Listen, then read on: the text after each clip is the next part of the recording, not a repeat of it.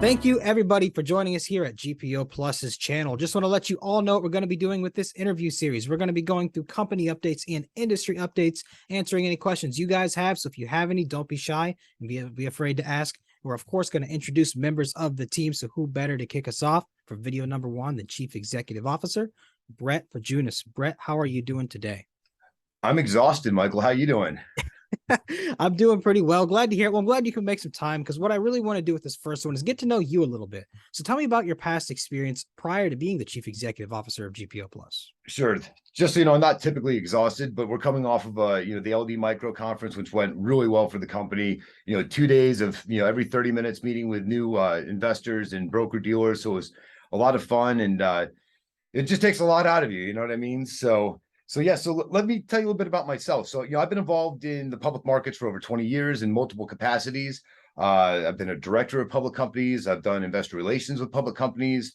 And I'll tell you what, it's something that I really understand. I kind of understand how the public markets work. We understand, the benefits of being a publicly traded company versus a private company.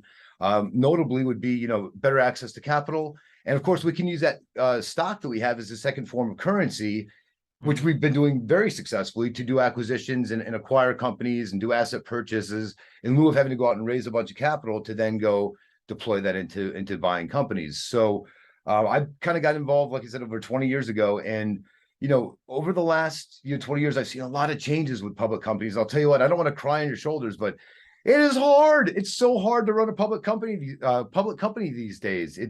It wasn't like it was 10 years ago or even 5 years ago. And the amount of paperwork that we do and we have to get through just before we can get to our real business is staggering. But I'll tell you what, we put up with it because, again, we know the markets. We're really taking advantage of what a public company can do. And that's where we're at today.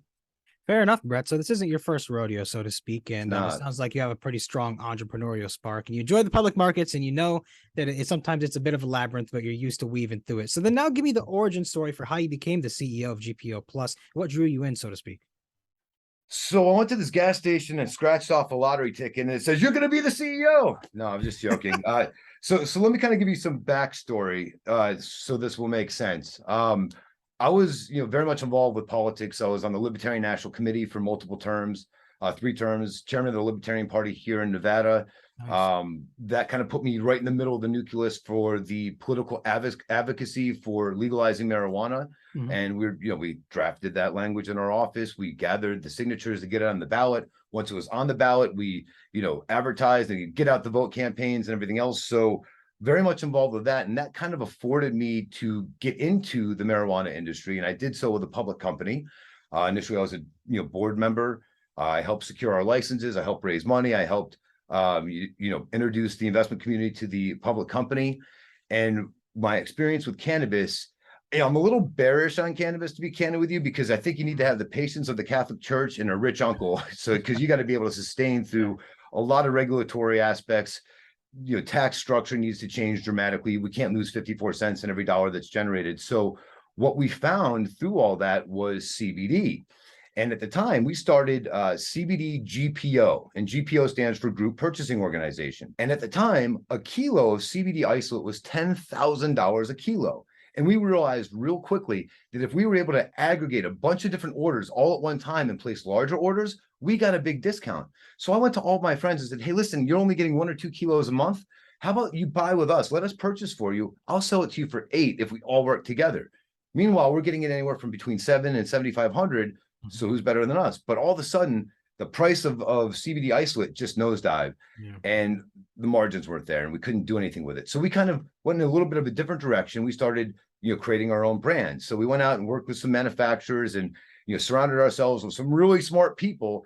And we had a lot of trials and tribulations. Some of the products we ordered, we had them independently tested, and there was no CBD in some cases. And this is, remember, very early on. Mm-hmm. So one of the things that we looked at was, if we're running into a problem and we're surrounded with all these smart people, other people are probably having the same problem. So what we decided to do was go back to the CBD GPO spirit, group purchasing, and go and meet with all these manufacturers, find the best in class companies that we can work with, go to the facilities, kick the tires, and grab our own samples to get our own independent testing. And then again, work with companies that wanted to establish brands and help them establish those brands with manufacturing partners that we trust. So we're more of an outsourced manufacturer.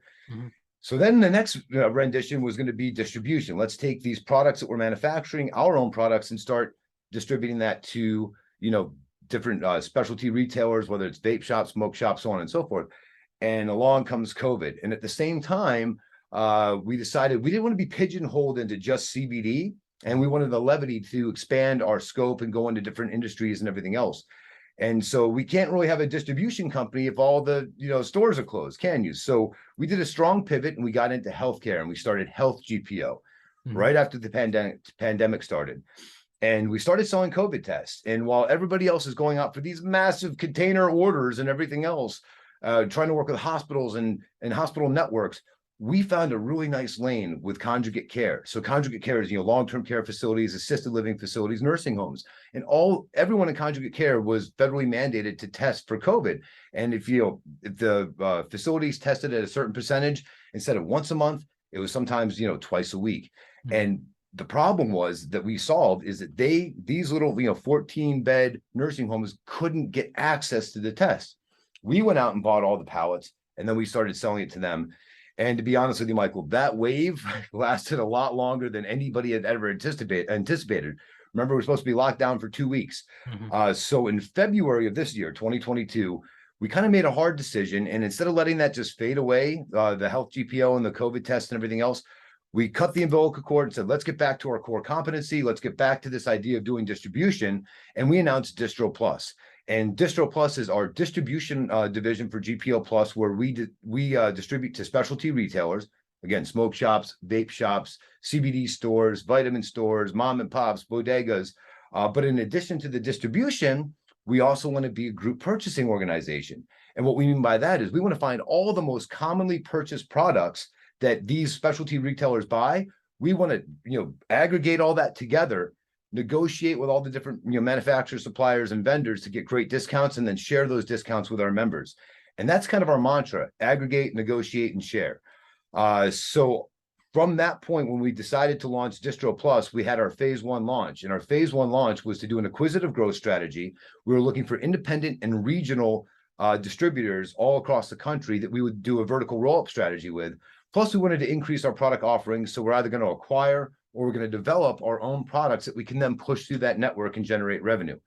So once we made that announcement, the first thing we did is we went out and acquired a company called Nutraceuticals. Nutraceuticals is a nutraceutical company, exclusively direct to consumer, which we thought was interesting. They have all the major, marketplaces: Walmart, Etsy, eBay, Amazon. Fantastic reviews that most companies would pay a fortune for. But they're only doing direct to consumer. But what we really liked about them is their flagship product called Herberol.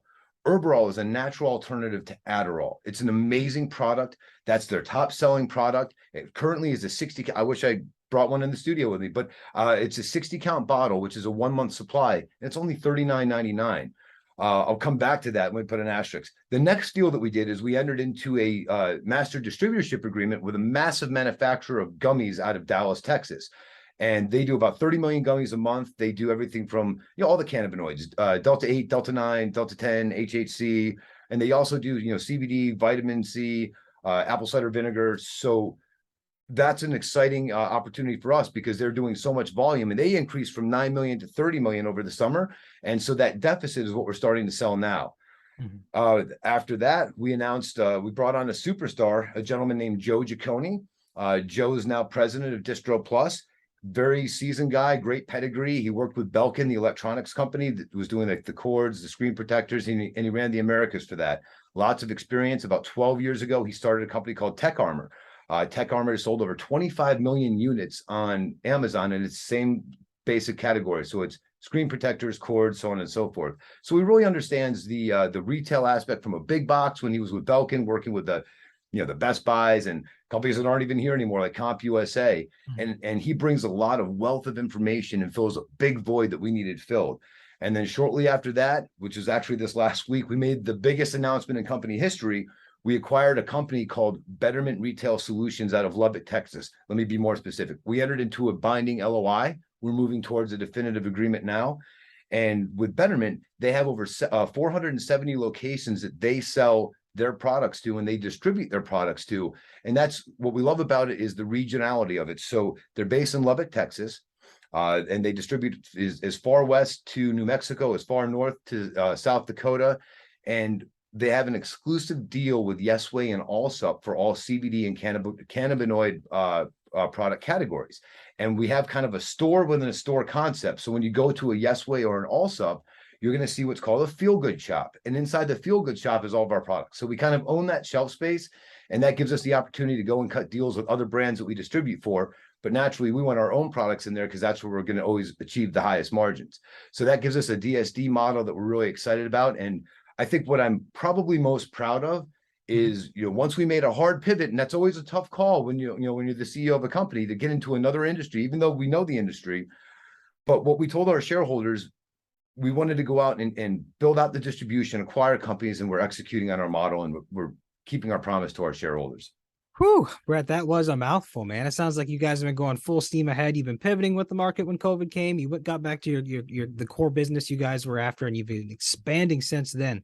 So then talk to me before we go. The last thing I want to know is a bit more about your role in this, right? So talk to me about really what you handle and delegate on a day-to-day basis for the company. How much time do you have, Michael?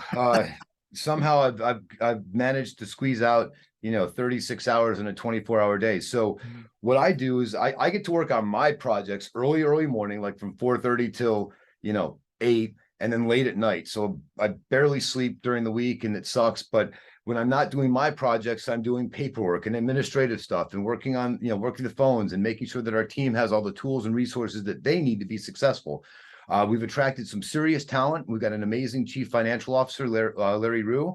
He's got another guy with a very strong pedigree. He's used to working with NASDAQ companies in the gaming space, like casino gaming, not video gaming, New York Stock Exchange listed firms, and in the capacity of a CFO, comptroller, stuff of that nature. So bringing him on board was a big win for us. And again, having Joe Giacconi on board is awesome. Our board of directors is fantastic. We got a lot of advisors around us. So that makes it a lot easier because I don't feel like I'm the Lone Ranger anymore. And, when you look at companies of our size and our life cycle, typically, your CEO is going to be the Lone Ranger until that, aha, or that eureka moment happens. And so we've kind of went past that. And don't get me wrong, we're not out of the woods. I still have to do 16, 18-hour days. And I'm not afraid of that because this is what we signed up for.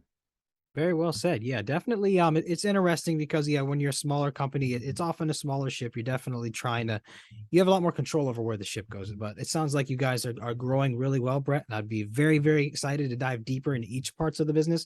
But for now, I think this was a great introduction. So thank you for taking the time. If anyone has any questions, again, don't be afraid to send them over to us. We'll happily dive into them. Any closing words, Brett, for people before we go? Yeah, absolutely. And I'm going to encourage all your viewers, please go to gpoplus.com/IR. That's gpoplus.com/IR. And that's our investor relations portal. And we do a pretty good job of keeping our shareholders updated, or potential shareholders or prospective shareholders updated. Our SEC filings, our press releases, all the going ons with the company. Now that we have this beautiful new media room established, you'll see a lot more, social media content coming out from us.